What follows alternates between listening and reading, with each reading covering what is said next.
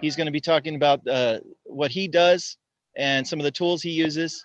We also have a fire investigator that's going to join us today, and they're going to talk a little bit about what they do, some of the tools that they use, and also too some of the statistics for the fire investigations that we do throughout the county.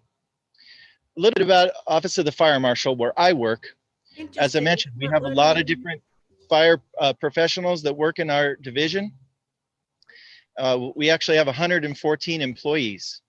And we want to emphasize to our audience today that you too can pursue a career in fire prevention or in the fire service. And you're going to hear a little bit about what it would take to do that. So let's start with our safety message, though, about smoke alarms. Smoke alarms are very, very important, and they are critical in so that everyone can be safe in their home. So at this point, we're going to go into our fire safety trailer. As you notice, our trailer has graphics on it, and it looks like a house. And inside, you're going to see how it resembles a house with a bedroom, with a kitchen. And we're going to demonstrate the importance of fire safety, exit drills in the home, some cooking safety, and also too about smoke alarms, as I mentioned. So we're going to go ahead and go inside. Now I'm going to pass it off to Manny Sedano. He's one of our fire prevention officers here at our Office of the Fire Marshal. And he has a lot of information that he's going to share with you about smoke alarms. And then, as I mentioned, we're going to have a couple of demonstrations. So Manny, please. Thank you, Adam.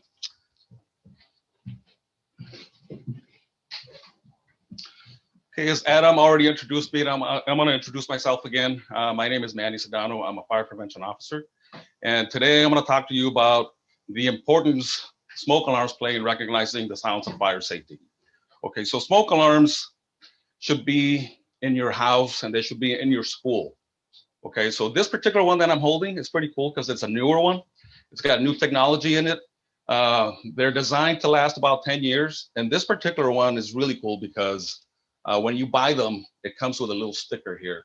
And you could put the date of installation. So you could constantly be reminded, or your parents can constantly be reminded when you should replace it.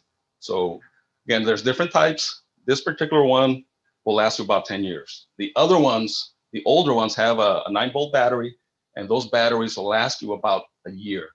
It's really important for you guys to know that you should check them once a month, and you should have them throughout your house. Like I said, one.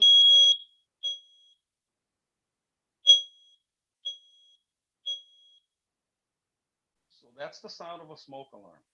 Okay, it's 3 beeps. We didn't bring a carbon monoxide alarm, but you're also required to have a carbon monoxide alarm in your home. So the smoke alarms should go in every bedroom and one in the hallway. Your carbon monoxide alarm should be in the hallway, but both of them should be checked once a month, every month. Okay, once a month, every month. And they should make a sound. The smoke alarm, 3 chirps or 3 beeps. The carbon monoxide alarm, 4 chirps or 4 beeps. Okay, as you're walking around your house, sometimes you'll notice that you'll hear a beep or a chirp, just a single one. That's telling you that the current smoke alarm that you have has a battery that's dying or it's running out of energy. So what you do in that case, tell your parents or tell an adult, and they'll check it, they'll replace the battery. So the biggest thing about the smoke alarms is that they should work. Okay, that's the biggest thing that I want you guys to know. That's the thing that's gonna warn you. That's your last line of defense against any kind of fire emergency. So you know, anybody in the classroom right now, look up at the ceiling, raise your hand if you can see a smoke alarm. They're white in color. Some of them have a little red light. Some of them have a little green light. Raise your hand if you can see it. Okay, raise your hand. And with that, I'm going to hand this over to Melina, and she's going to talk a little bit about exit drills in the home. Yes, sir. Thank you, Manny, for teaching us all about the sounds of fire safety and for telling us what is going to make that sound. And remember, that's going to be your smoke alarm smoke detector. So if I'm in my bedroom, like I'm in the bedroom I am right now, I know that my smoke alarm is going to be either high up on the wall or it's going to be on the ceiling. When I hear those beeps and I hear those sounds, I know that it is time to get out of the room. Now, all of your bedrooms should have 2 exits, where your door is and also the window. And now most fires happen while you're sleeping. And if I'm sleeping in bed and I'm laying down and I hear those chirps and I hear that smoke alarm going off, the first thing I'm going to do is roll out of bed and get low on the floor.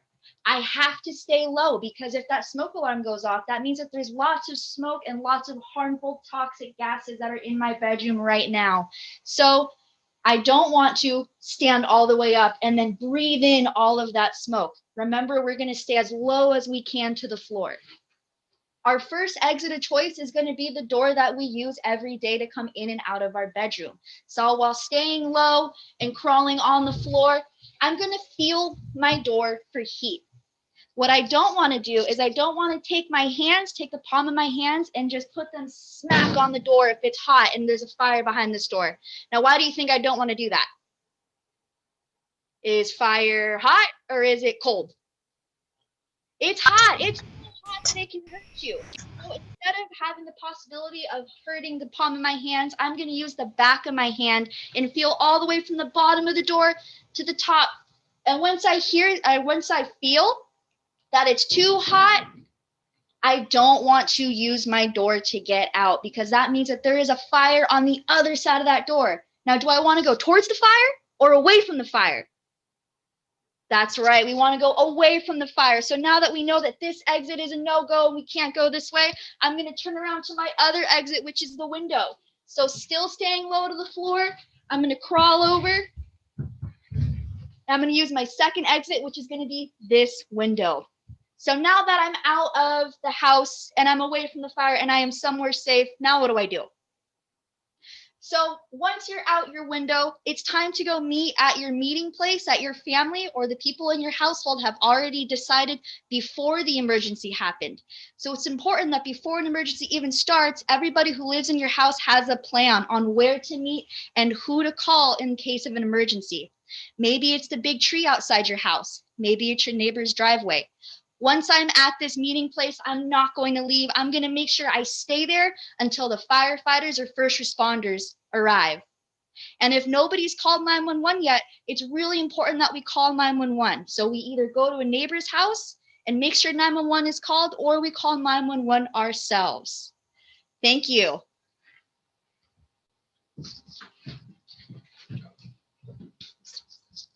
Okay. So as we make our way over to the other side of our house here, we remember that the majority of fires happen in the kitchen. Now, why do fires happen in the kitchen? It's because this is where we have the majority of our heat sources, such as your stove, your oven. Oftentimes, the laundry is somewhere near the kitchen, so those dryers can start fires too. It's important to remember a few safety tips while we are in our kitchen, such as making sure that your stovetop is off, never walking away when something is cooking, and also making sure we turn off that heat when we do have a fire that's starting. Okay, so now as we make our way out of our house and outside, we make our way over to Deputy Fire Marshal Panos. Thank you very much, Melina, and thank you, Manny. So we saw a good demonstration of safety in the home, but let's talk a little bit about safety in maybe your place of business or your school. Now, most schools, especially the newer ones, have a fire alarm. And you might notice the fire alarm, maybe those red boxes on the wall, they're called pull stations. And if one is pulled, then the fire alarm goes off. So many of you are familiar with that. So let's call Melina back. And she's going to talk about what happens really and the importance of not activating a fire alarm unless it's a real emergency. So Melina, why is that important to avoid activating a fire alarm at your school? So we don't want to activate any false alarms or activate any kind of panic when there's no emergency, when there's no fire. Also, when you do that, when you pull that fire alarm and it makes that sound and everyone starts to evacuate, everybody thinks that there is an emergency. They think there's a fire, including the people that are around your school. Now, who are some of those people that are around your school? Maybe mom and dad, maybe the fire department, the police department. You're going to have all these firefighters roll up in their fire engines and their fire trucks. You're going to have all of these police officers arrive to your school, and everybody's going to get there making sure that you're safe and trying to help. And then they're going to look around and see that there's no fire. So we want to avoid that. So remember, only pull that fire alarm, that pull station when there is a fire. Thank you. Thank you, Melina. So we see the importance of and the dangers of false alarms. As Melina said, when someone pulls a fire alarm and those fire engines are responding, you know, it happens sometimes where fire apparatus, fire engines, fire trucks get in accidents going to emergencies that are really not emergencies. So we wouldn't want to do that. We wouldn't want to cause injury to our firefighters. So just remember that about false alarms and the fire alarm at your schools. So now we have our next presenter, and this is Dwayne Pianalto. He is a hazardous materials specialist. He's also a member of our hazardous materials response team. So he's going to show us a little bit about the equipment he uses, the tools he uses, and then a little bit, if you could, Dwayne, share about how you got into being a hazardous materials specialist, and what are some of the things you did to prepare yourself for a career in your line of the fire service. Okay, thank you, Adam, and thank you, Manny and Melinda, for sharing that good information for us about smoke alarms, and that'll lead into the topic that we're going to talk about today for hazardous materials, which is carbon monoxide. Carbon monoxide is a toxic gas to us, and the issue is with carbon monoxide is it's odorless, so we can't smell it. It's colorless, so we cannot see it. So we don't know it's there until we start feeling the effects of carbon monoxide. So how does it work? Carbon monoxide, it will, if it's present in elevated levels, it starts to bind to our red blood cells and prevents them from carrying oxygen to our brain, to our muscles, to the rest of our body. So it can't get oxygen. Carbon monoxide is much more attracted to our blood cells. In fact, it's 300 times more attracted to our blood cells than oxygen is, even though our bodies need oxygen and not carbon monoxide. So that's a concern if it's present. So if we are in the presence of carbon monoxide and we can't see it and we can't smell it, how do we know it's there?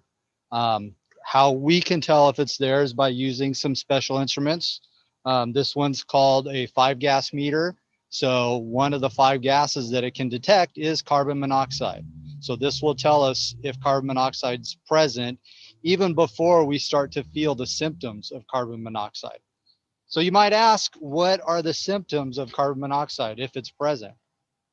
If you are subjected to carbon monoxide, some of the symptoms you might start to feel would be dizziness, confusion, maybe weakness. So maybe like if you were out running around on the playground, playing a soccer game or something, and you get tired, out of breath, that's what carbon monoxide can cause, even without doing exercise. Okay, so that's the concerns that we have about carbon monoxide. You have questions maybe about how we get into this type of field. So my background is I have a bachelor's degree in environmental science. So I became a registered environmental health specialist with the state, and then I got hired on to the fire department as a hazardous materials specialist, so that we specialize in chemicals, chemical spills, gas releases, and how those affect public health. So let's take a tour around the truck real quick. This is a typical rig that we take on hazardous materials responses.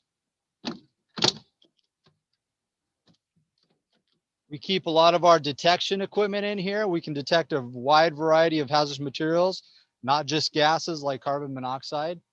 We can detect radioactivity, We can detect unknown chemicals, so liquid chemicals, chemicals in vapor or gas form.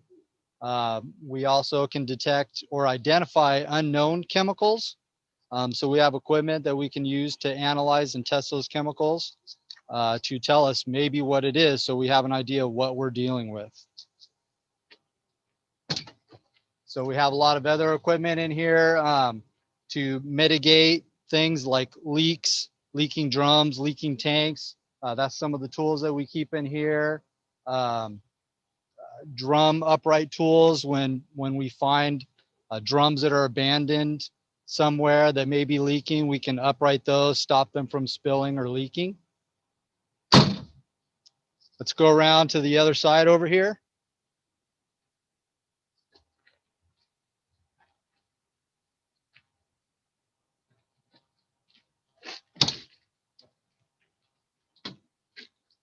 So let's say we enter an environment like maybe carbon monoxide.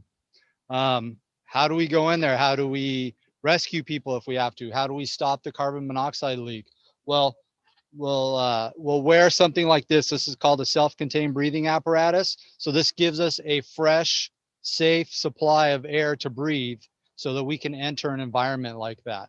We can go into carbon monoxide or carbon dioxide or any other gases that can affect us.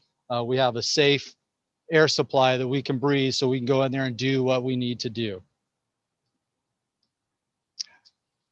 All right, Adam, we'll turn it back to you. Okay, thanks, Dwayne. And thanks especially for sharing that information about carbon monoxide.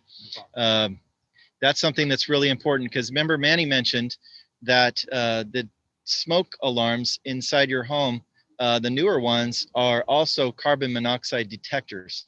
So if you do have an alarm in your home, sometimes it'll be carbon monoxide. So you'll hear 4 beeps instead of 3. And as Dwayne mentioned, it's a very hard substance to detect, but it's very deadly. So thank you again, Dwayne. A lot of what Dwayne deals with are chemical releases, chemical spills. So let's think about really some current things that are happening across the state. You might have heard that there's a huge oil spill in the beaches of California. So what Dwayne's crew does is they handle spills like that. Maybe not that particular one, but sometimes truck tankers, they have hazardous materials such as gasoline or other chemicals, and they get in an accident and the tank gets damaged and it starts leaking hazardous materials, right? Yes. So they go to the scene of the accident and they contain that so that that hazardous material does not affect, or it does not pose a risk to the neighborhood and the homes and the people around the incident of that spill. So you want to just talk a little bit about what you would have to do, just real quickly, what kinds of protection equipment that you would use to go ahead and deal with an incident like that? Sure.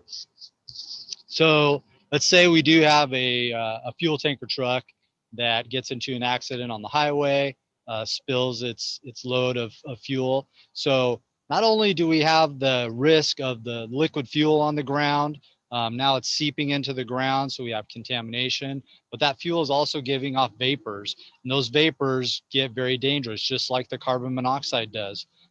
So they'll impede our ability to take up oxygen and breathe and so forth. So we have to do a number of things. So we will create a zone of safety around the incident so that we prevent anybody from coming in too close to be affected by those types of vapors. Once we have that set up, we're going to set a plan up to mitigate the spill and any further vapor release. So we're going to apply something like an absorbent onto the material that will absorb it up and prevent those vapors from being released any further. And then once we get that done, we can start a cleanup process so we can clean the area up. So it would be removing all the spilled fuel, all the absorbent that we use to pick up the fuel.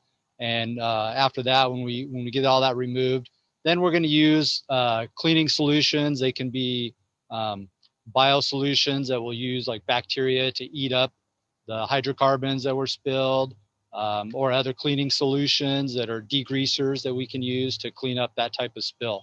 And that way we can make it safe for the residents to be in the area again. If it's a highway, then we've removed the danger factor of fuel vapors being ignited by somebody driving by too close.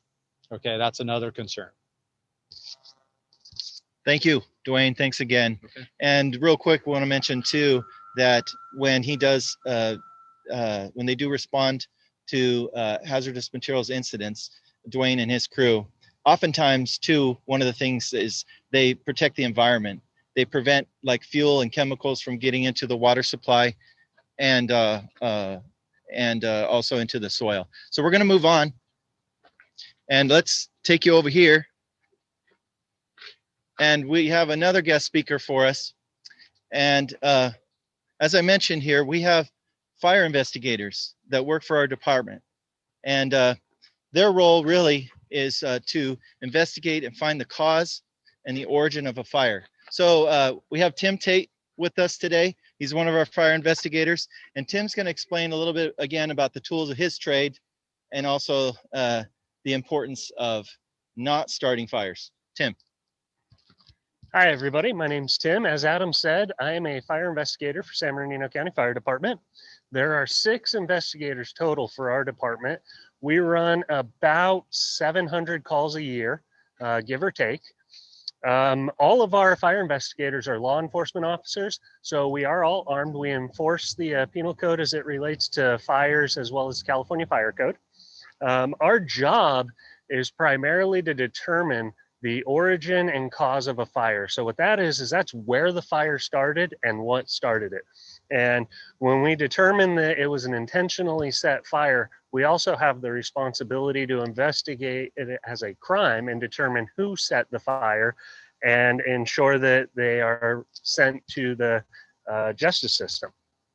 So some of the things we use, this is one of our trucks that we use to respond to calls, and it carries all of our tools and equipment that we use during the investigation process. We carry cans, things that nature, boxes, and envelopes to collect evidence that we find on the scene. We also carry gloves, masks for our own personal protection, as well as safety gear, boots, pants, and jackets. This tool is called a combustible gas indicator. And what that does is it checks for the possibility of an ignitable liquid used to start a fire or accelerate a fire. Our department also has Denty the canine, who we use. He's a specially trained dog that will identify ignitable liquids at a fire scene. Unfortunately, Denty couldn't make it today. He's out working right now, but he is one of the tools we use specifically on fires that we believe may be intentionally set. So our truck is filled with lots of specialized equipment, and we use all of this as tools to help us identify what may have started a fire. That is our primary job, is to determine where it started and how it started. And that's really kind of our job in a nutshell. So I'll pass this back to Adam. Thank you, Tim. So as Tim explained, you know, with all the things that arson investigators do, is it a tough job? It is an incredibly tough job to do. It requires a lot of time and patience. And as Tim explained, unfortunately, it's one of the tough things we have to do, because when someone starts a fire, then oftentimes they do an investigation and they find them and they arrest them, and they have to go, as Tim said, into the criminal justice system. They have to go to jail.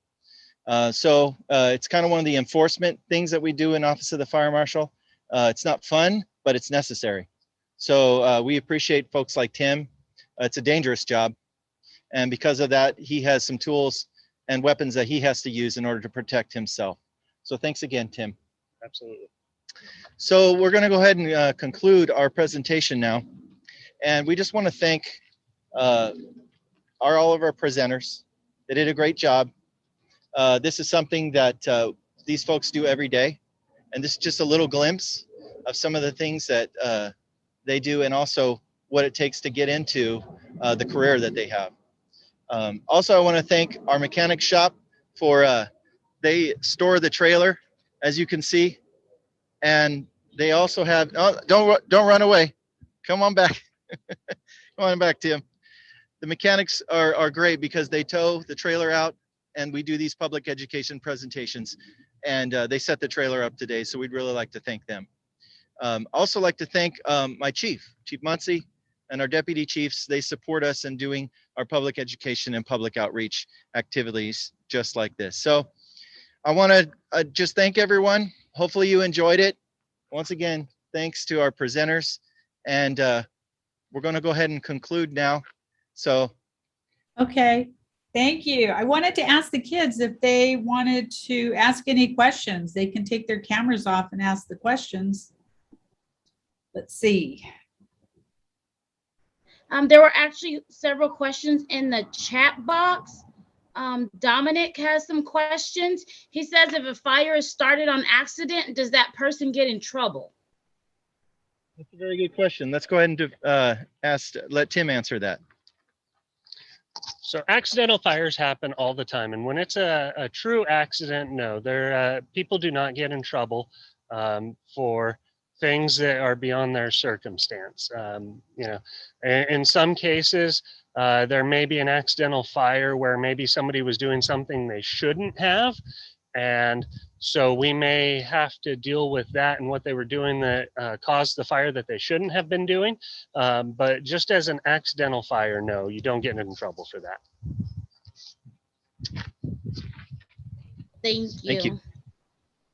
Did anyone else have questions? From Thomas Warnock. Okay, when you get an emergency call, how long does it take for you and your crew to get ready and arrive on the site to the emergency? That's a great question. So we can tell you what we strive for, and we can also tell you that sometimes it's difficult to meet those standards that we strive for. So our standard is to get ready in 1 minute, 60 seconds.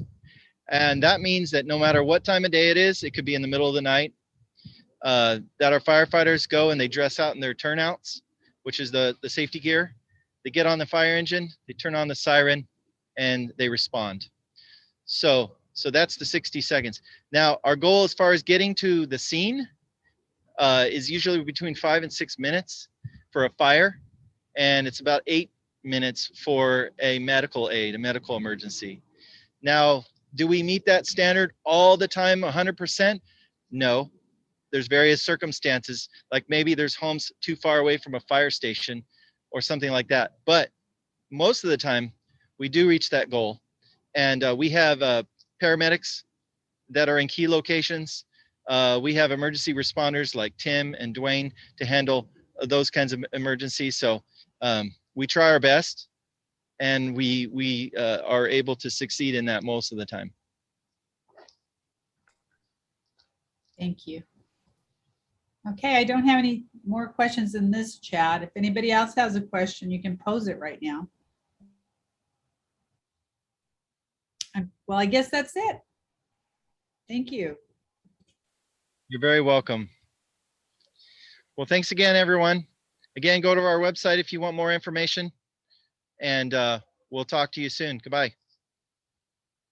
Y para toda la gente que habla español en nuestras comunidades, nomás queremos informarles que tenemos servicios en español para usted.